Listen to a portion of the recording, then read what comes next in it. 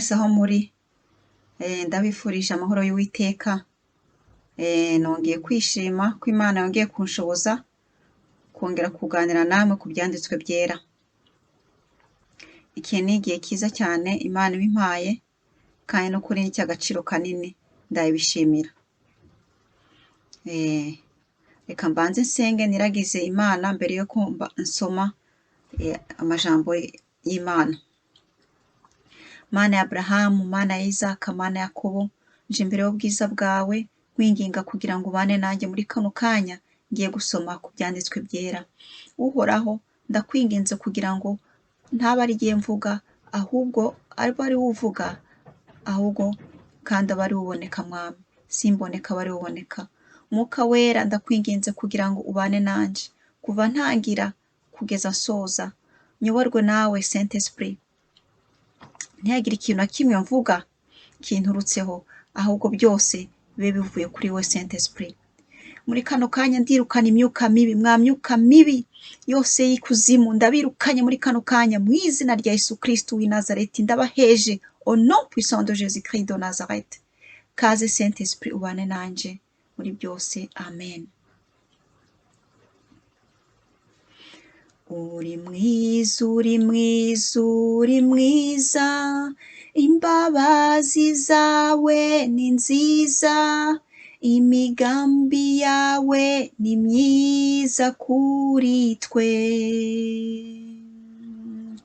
Wanesheje Satani, umunyaga ubutware bwose, ukwiriye icyubahiro n'ikuzo. Uri mwiza, uri mwiza, uri mwiza, imbabazi zawe ni nziza, imigambi yawe ni myiza kuri twe. Haleluya, haleluya, amen. Yego, Imana yanesheje Satani, Yesu Kristo yaratuneshereje. Niyo mpamvu tugomba gukomeza turirimbe ibigwi twishimira, kuko uhoraho aratangaje, yadukuye habi. Izina ryayo nirihabwe icyubahiro, izina ry'Uwiteka nirihabwe icyubahiro, amen, amen. Uno munsi turakomeza dusoma ku byanditswe byera. Turasoma kuva ku mu gice cya 21 niho tugeze. Turasoma kuva ku murongo wa mbere tugeze ku murongo wa 21 wa 21. Umutwe w'amagambo uravuga uti: Sara abyara Isaka. Uwiteka agenderera Sara nk'uko yavuze. Uwiteka agirira Sara ibyo yasezeranije. Sara asama inda ya Aburahamu ashaje, babyarana umuhungu igihe Imana yamubwiye kigeze. Aburahamu yita umuhungu yabyaye Isaka uwo yabyaranye na Sara. Aburahamu akiba Isaka umuhungu we amaze iminsi 8 avutse, uko Imana yamutegetse. Aburahamu yabyaye umuhungu we Isaka amaze imyaka 100 avutse. Sara aravuga ati, Imana iranshekeje, abazabyumva bose bazasekana nanjye. Ati, ninde uba warabwiye Aburahamu yuko Sara azonsa abana, ko mubyariye umuhungu ashaje? Sara asendesha Hagari na Ishimayeli. Umwana arakura aracuka. Ku munsi Isaka yacukiyeho, Aburahamu ararika abantu benshi arabagaburira. Sara abona umuhungu wa Hagari umunyegiputakazi uwo yabyaranye na Aburahamu abaseka. Nicyo cyatumye abwira Aburahamu ati, senda uyu muja n'umuhungu we, kuko umuhungu w'uyu muja atazaraganwa n'umuhungu wanjye Isaka. Ibyo by'uwo muhungu we bitera Aburahamu agahinda kenshi. Imana ibwira Aburahamu iti, we kugirira uwo muhungu agahinda n'umuja wawe, ibyo Sara akubwira byose umwumvire, kuko kuri Isaka ariho urubyaro ruzakwitirirwa. Kandi umuhungu w'uwo muja nawe nzamuhindura ubwoko, kuko ari urubyaro rwawe. Aburahamu azinduka kare kare, yenda umutsima n'imvumba y'uruhu irimo amazi, abiha Hagari, abishyira ku rutugu rwe, amuha n'uwo mwana aramusenda. Avayo azerera mu butayu bw'i Berisheba. Ya mvumba ishiramo amazi, arambika umwana munsi y'igihuru cyaho. Aragenda yicara amwerekeye, amuha intera nk'aho umuntu yarasa umwambi, kuko yibwiraga ati, ne kureba umwana wanjye apfa.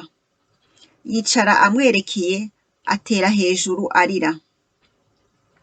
Imana yumva ijwi ry'uwo muhungu, marayika w'Imana ari mu ijuru ahamagara Hagari aramubaza ati, ubaye ute Hagari?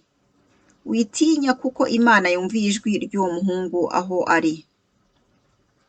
Haguruka, byutsa umuhungu, umufate mu maboko, kuko nzamuhindura ubwoko bukomeye.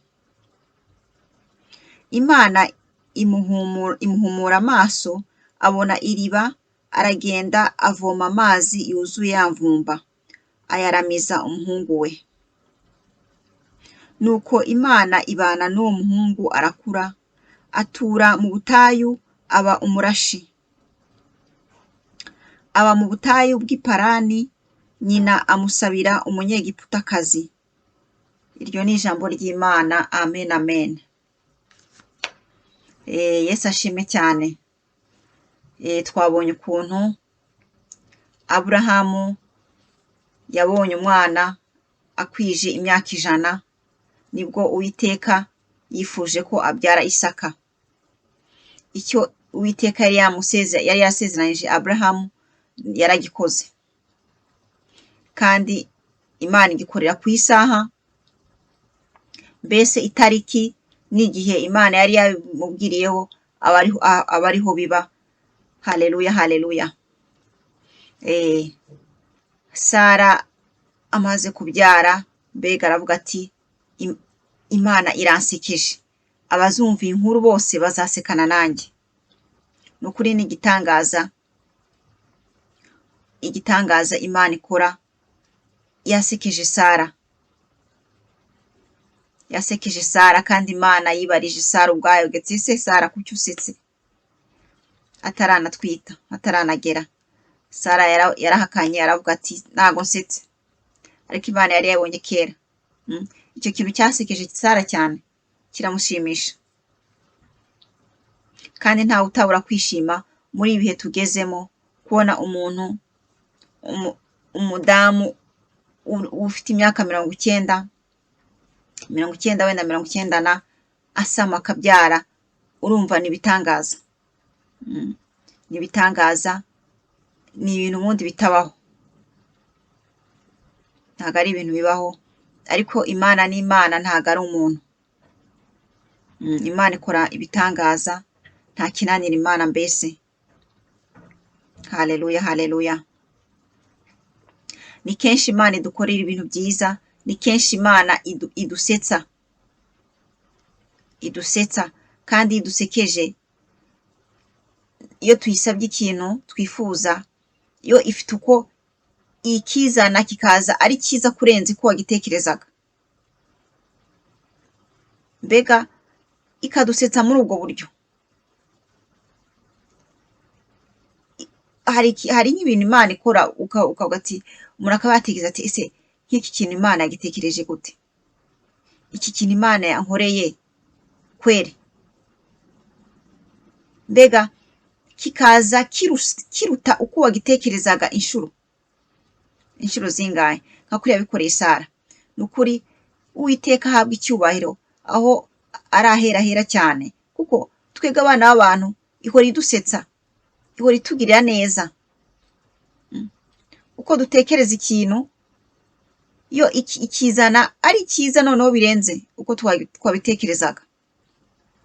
Iyo dutegereje umwanya wayo, tugategereza mu bwitonzi, tukayitegereza, yo izije Imana ngo ntabwo itanga inusu, ngo Imana itanga ibyuzuye. Imana itanga ibyuzuye nuko bimeze. Haleluya, haleluya. Imana iradusetsa cyane. Si rimwe si kabiri, ariko Imana ihora isetsa abana bayo. Mu buryo bumwe cyangwa mu bundi, ariko nzi neza nuko mwese abanyumva ko Imana yabasikije. Igihe cyarageze Imana yabasetsa. Ari mu buryo bumwe cyangwa mu bundi. Haleluya. Hanyuma barishimye nyine nk'uko twabisomye, umwana ageze igihe cyo gucuka. Hanyuma Aburahamu abona ko biba ngombwa gutumira abantu kugira ngo baze bishimane nabo ko umwana wabo yacutse, Isaka. Bamukorera umunsi mukuru. Mbega murabizi ko ibintu bimeze by'amafete, barateka, abantu barishima, baraza ari benshi. Ariko ikibabaje nuko Ishimayeli yabirebye ahari bigasa nkaho byamutera ishari. Ni umwana yari ameze nk'ikinege mu rugo, yari azi ko ari umwana wenyine mu rugo. Havuka murumuna we badasangiye nyina, rero bisa nkaho bimutera ishari. Umwana akajya aseka, mbega arabaseka, mbese aseka ababyeyi ba Isaka. Icyo kintu rero gituma nyine Sara atekereza ati uyu mwana ntabwo nshaka ko azaraganwa n'uwanjye. Bituma nyine afata iyo decision yo kuvuga ati uyu mwana agomba kuva mu rugo we na nyina, agomba kuva muri runo rugo rwanjye bakagenda. Urumva ko yari yabonye icyo ashaka. Imana yari yamuhaye icyo yashatse, akabona rero uwo mwana wundi yateza ibibazo uwo mwana wiwe avutse w'isezerano. Hanyuma abibwiye umutware we Aburahamu bimutera agahinda kenshi, kandi ni ibintu byumvikana vraiment. Ibintu byumvikana kubwira umwana wakuriye kwa se, ukumva ngo yirukana uwo mwana, umwirukananye na nyina, kandi ari umwana wa Aburahamu, ari amaraso yiwe. Urumva ni ibintu birenze, ni ibintu bibabaje byo. Aburahamu byamuteye agahinda, ariko Imana iramugenderera, iravuga ati witerwa agahinda na Isaka na nyina. Uko Sara akubwira umufasha wawe ubikore gutyo. N'ubundi Ishimayeli ntabwo ari umwana w'isezerano, nari nabemereye, Isaka nabemereye yaraje. Murumva ibyo ngibyo, umva ko ibitekerezo Sara yari yagize byari ku mutima w'Imana, nubwo iyo santima yamujemo yovuga ati uyu mwana nagomba gukurira ahangaha muri runo rugo, azanteza ibibazo. Urumva ko n'Imana yari ifite icyo gitekerezo.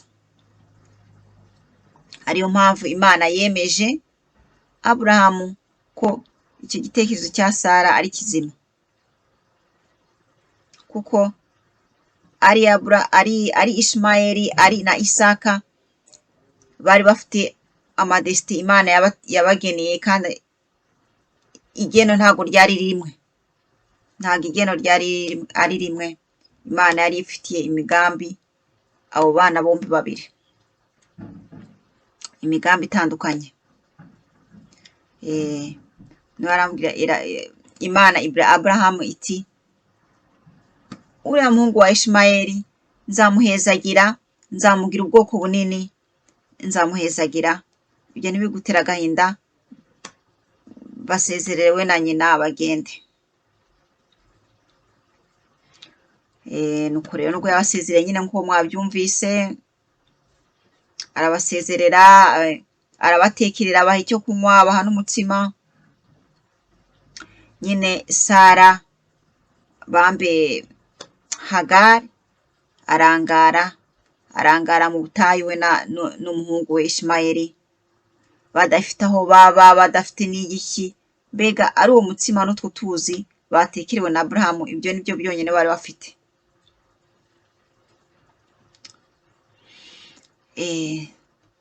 Rero ni ibintu bikomeye cyane, ibyo bintu byabaye kuri Hagari.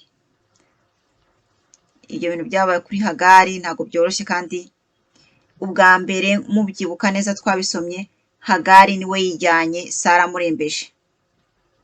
Hagari arijyana, icyo gihe yari anatwite, ava mu rugo rwa Aburahamu, ariko Imana imusubiza kwa nde? Irambwira ati subira kwa Aburahamu, subira kwa Aburahamu. Imana nyine yari ifite imigambi, yari izi nyine ko umwana agomba gukurira mu rugo rwa se, igihe kikagera ku migambi y'Imana, umwana akagenda we na nyina. Urumva? Rero byari umugambi w'Imana ko Hagari agomba kwirukanwa, akagenda, mbega akazerera mu butayu. Hagari yazerere mu butayu n'umwana. Murumva icyo kintu ni ikintu gikomeye cyane. Mu by'ukuri mu buzima turimo busanzwe, igihe kiragera umuntu akagera mu butayu, umuntu akagenda mu butayu, akazerera mu butayu. Ubutayu ni iki? Bivuze iki? Ubutayu bivuze ikibazo, ikibazo gikomeye, ikibazo gikomeye umuntu ageramo mu buzima. Icyo kibazo nta muntu n'umwe afite kukigufashamo. Icyo kibazo kiba gikomeye ku buryo ufite n'amafaranga, amafaranga ntabwo ashobora kugufasha icyo kibazo. Abantu b'inshuti yawe ntabwo bafite kugufasha muri icyo kibazo. Mbega ni ikibazo umuntu arwana nacyo mu buzima ku buryo nta bufasha na bumwe buhari. Ni ahantu nyine mu butayu, niko tubita, mu butayu. Iyo uri mu butayu ni ukuvuga ko uri ahantu wenyine, ahantu nta bufasha nyine. Nta muntu n'umwe akuza ashobora kugufasha, nta muntu n'umwe uretse Imana yonyine ije ikagukura muri ubwo butayu. Naho bavandimwe, murabizi, muri abantu bakuru, iyo umuntu ageze mu butayu haba hasigaye ubufasha bwo ku Mana gusa, nta handi bufasha buturuka, ni ku Mana gusa. Kandi iyo umuntu ageze mu butayu ntabwo umuntu abicagura kubigeramo, nta muntu ubitoranya, nta muntu utoranya kwinjira mu butayu. Ariko nabyita force majeure. Ni force, ni ikintu kiza gusa gitungura, gituma winjira mu butayu ariko utabishatse, utanabisabye, utanabyiteguye. Ngubwo ubwo butayu uko bumeze. Benshi binjiye mu butayu mu buzima, abantu benshi, kandi benshi ubwo butayu barabuzi. Aho ubura gitabara, aho uzi neza ko ari wowe n'Imana gusa, nta bundi bufasha. Muribaza abantu batazi Imana, murumva ko ubwo butayu wabukira bate? Ko ubwo butayu buteye ubwoba. Abantu batazi Imana ni hahandi usanga wumva ngo abantu biyahuye, ngo umuntu yiyahuye. Akenshi bavandimwe, uwo muntu aba yageze mu butayu. Umuntu aba yageze mu butayu aho abona imbere n'inyuma, akabona nta gifasha, kubera ko atazi Imana. Ubwo butayu bugatuma nta yindi shwa afite atari ukwiyahura. Rero ubwo butayu rero nshaka kuganira namwe kuri uyu munsi. Ubwo butayu ni danger, ni ikintu gikomeye. Ubwo butayu ni ikintu gikomeye. Hagari yageze mu butayu, araboroga, arataka, ararira cyane, kuko yabonye ko ibyo bimurangiranye, yabonye ko umuhungu yagiye kumupfira mu maso, mbese kandi byari reality, byarabirebye kandi byari ukuri, ari mu mubiri, ni ukunge ko yabibonye. ariko amahirwe Hagari yagize nuko yabyaye umwana w'umugisha, nuko yabyaye umwana ku mugabo ukomeye witwa Aburahamu. Uwo mwana witwa Ishimayeli yari umwana w'umugisha kuko yari imbuto ya Aburahamu, kandi Imana yari imufiteho amasezerano manini. Nuko aho yari aryamye aho ngaho Ishimayeli, umva ko Ishimayeli nawe yari mu gahinda ke, yari afite ukuntu arimo gutakira Imana mu buryo bwe, ariko Imana ntabwo yumvise gutaka kwa Hagari, ahubwo Imana yumvise gutaka kwa Ishimayeli. Yumvise gutaka kwa Ishimayeli, kuko gutaka kwa Ishimayeli ni imbuto ya Aburahamu yatakaga, kandi Aburahamu ari umuntu uvugana n'Imana buri munsi. Murabyumva namwe, hari akarusho, hari imbuto n'imbuto, ariko imbuto ya Aburahamu mu maso y'Imana ni ikintu gikomeye cyane. Urumva Hagari yari umunyamugisha kuko yabyaye Ishimayeli kuri Aburahamu. Muri ubwo butayu rero Imana yumvise ijwi rya Ishimayeli. Imana imanuka iza gutabara. Ntabwo Hagari yasenze atakira Imana cyangwa irokada. We yari mu mubiri, yarababaye cyane kabisa, kandi n'ibintu byumvikana uri mu mubiri. Yarababaye abona bimurangiranye mbese, ariko icyo atarazi ni uko Imana yari kumwe nawe. Imana mbese yari imufitiye imigambi. Muri ubwo butayu bwa Hagari, Imana yari imufitiye imigambi ikomeye. Haleluya. Nuko rero ni ukwitonda bavandimwe, binshikiye cyangwa nawe bikagushikira ukagera mu butayu aho nta bundi bufasha buhari. Ni ugusenga, ni ugutakira Imana. Imana ikagutabara, Imana ikantabara. Ubwo butayu nta kindi kintu gifite kubudukuramo iyo twabugezemo atari Imana yonyine. Imana yatabaye Hagari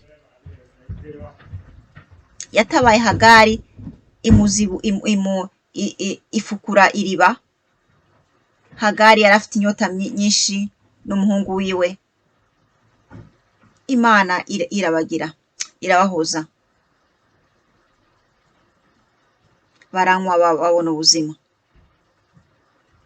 Muvandimwe, nawe nugera mu butayu, Imana Uwiteka ari mu ijuru, ugatakira Imana, ukizera Imana yawe, ukayitakira, ukayitabaza, Imana izafukura iriba muri ubwo butayu bwawe, uhembuke. Uwiteka azaguhembura. Haleluya. Azaguhembura. Uwiteka niwe wenyine afite kuguhembura muri ubwo butayu waba urimo.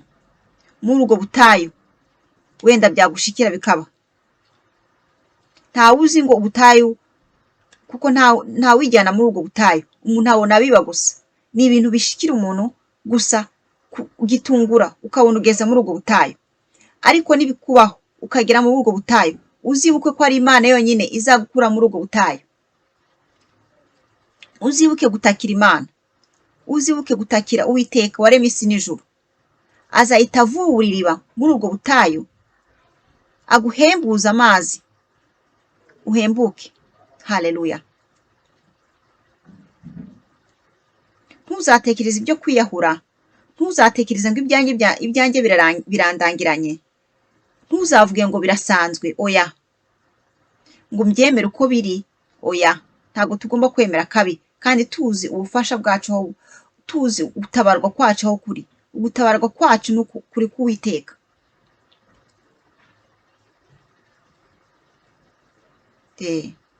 Icyo ni ikintu nk'abakristo tugomba kumenya, ko ntushobora kwizera umwana w'umuntu ngo arakuvana mu butayu.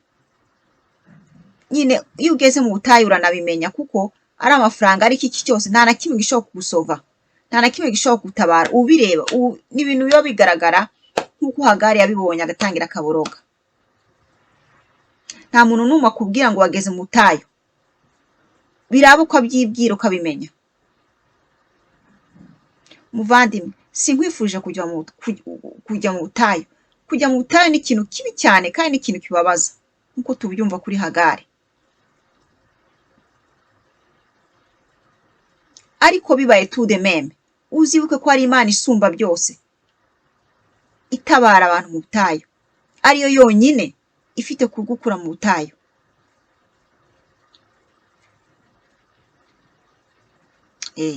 Mu butayu tuhahurira n'Imana. Nubwo ari ubutayu, Imana iba yabyemeye ko biba. Nk'uko Imana yemeye ko biba kuri Hagari, ko azerera mu butayu. Imana yari yabisinye, yari yabyemeye. Rero icyiza cy'ubutayu nubwo hababaza, ariko umuntu ahahurira n'Imana. Umuntu ahabona ibitangaza by'Imana. Kubona Imana ifukura iriba mu butayu, Hagari akanywa amazi n'umuhungu we bagahembuka. Ni ibintu bitangaje cyane. Nawe ubutayu wigeze kugeramo, wabonye ukuntu Imana yagutabaye, warayitabaje iragutabara, warabibonye. Ibyo ngibyo ntukibagire kwishimira. Tugomba kuba reconnaissant. Iyo Imana idutabaye, tugomba kwishimira nayo. Mu butayu harababaza, ariko mu butayu tuhahurira n'Imana. Mu butayu niho Imana ivugana natwe. Mu butayu niho Imana itwiyerekera. Mu nduru nyinshi ntabwo Imana ifite kudusura. Iyo tubuze mu nduru nyinshi, mu rusaku rwinshi rwo kuri iyi si, itubonera mu butayu. Na rimwe na kenshi maze Imana ishobora kwemera ko ujya mu butayu kugira ngo ikubone. Imana ishobora kwemera ko ujya mu butayu kugira ngo ikubone, kuko yakubuze uri mu rusaku rwinshi, uri muri shuguri, uhuze n'ubuzima bwo hanze. Imana ikakura ikavuga ati nta handi mfite kubonera umwana wanjye ni mu butayu. Reka mwohereze mu butayu mbone namubona, kuko ahandi hose nzamubona. Ya. Muvandimwe, ntabwo nkwifuje icyo kintu. Mu rusaku rwinshi rwo kuri iyi si, muri shuguri nyinshi yo kuri iyi si, mu gushakisha ko kuri iyi si, ushaka umwanya w'Imana, uwushake. Shaka umwanya w'Imana, shaka umwanya ukora ibikorwa by'Imana, shaka umwanya ubonane n'Imana yawe. Ntuzemere ko Imana ikohereza mu butayu ko yakubuze. Ibyo bintu ntabwo mbikwifurije, ko mu butayu harababaza. Mu butayu harababaza, ntuzemere kuko ubonanira n'Imana mu butayu. Kandi wumvise iyi nyigisho.